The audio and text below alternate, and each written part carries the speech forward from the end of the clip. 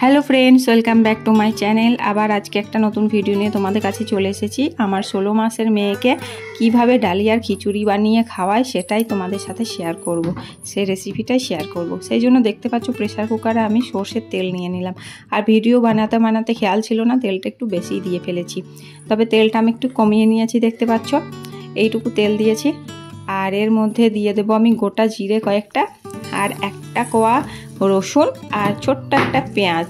রসুন পেঁয়াজ আজকাল মাঝে মধ্যে আমি অ্যাড করছি, আগে করতাম না। একদমই সাদামাটা রান্না করলে এখন আবার একটু খেতে চায় না, মুখে অন্যান্য খাবার খাচ্ছে তো মানে টেস্টটা বদলে দিতে হয় মাঝে মধ্যে, সেই জন্য একটু রসুন একটু পেঁয়াজ দিয়ে দিই, আবার এক একদিন দিও না। তারপরে হালকা এটাকে একটু ভেজে নেওয়ার পরে এর মধ্যে যত রকমের সবজি ছিল আমার কাছে, যেমন কুমড়ো, গাজর, পটল ছোট ছোট করে কেটে নিয়েছি, সেইগুলো দিয়ে দিলাম। আর তোমরা চাইলে বিন আরও অনেক কিছু সবজি অ্যাড করতে পারো, তবে 3-4টে সবজি আমি দিয়ে থাকি।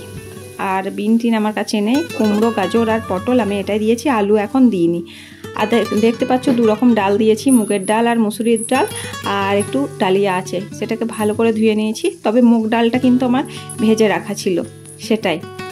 আর এর মধ্যে সবজিটার মধ্যে দিয়ে দিলাম পরিমাণ মতো হলুদ আর একটু সামান্য লবণ। লবণটা খুব কম পরিমাণে দিই।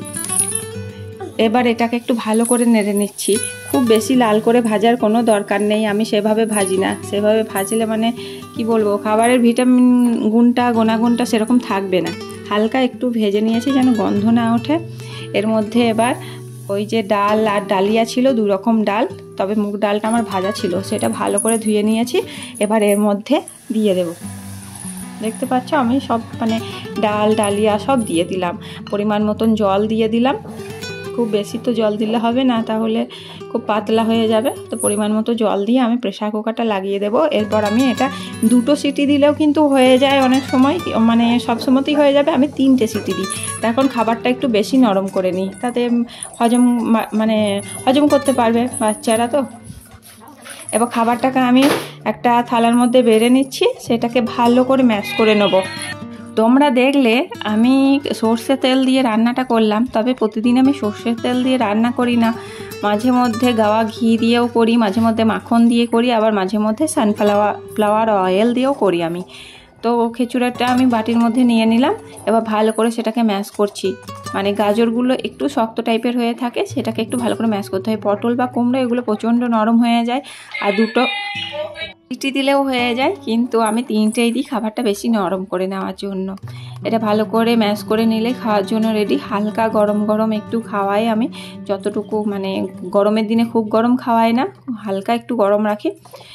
বেশিরভাগ জলখাবারে আমি এটা দিয়ে থাকি, মাঝে মধ্যে বেশি মানে যখনই দিই জলখাবারেই দিই, রাতের কিন্তু খুব কমই দিই না বললেই চলে। আর প্রতিদিন কিন্তু আমি খিচুড়ি খাওয়াই না, এক একদিন এক এক রকম খাওয়াই। একঘেয়েমি খাবার তো কোনো বাচ্চাই খেতে চাইবে না। বড়দের যেমন একঘেয়েমি খাবার ভালো লাগে না, সেরকম বাচ্চাদেরও তো ভালো লাগবে না। তোমরা কি কি দিয়ে থাকো, কি কি খাওয়াও আমার সাথে একটু শেয়ার করতে পারো। দেখো খাবারটা রেডি হয়ে গিয়েছে। ভিডিওটা ভালো লাগলে অবশ্যই সাথে থেকো।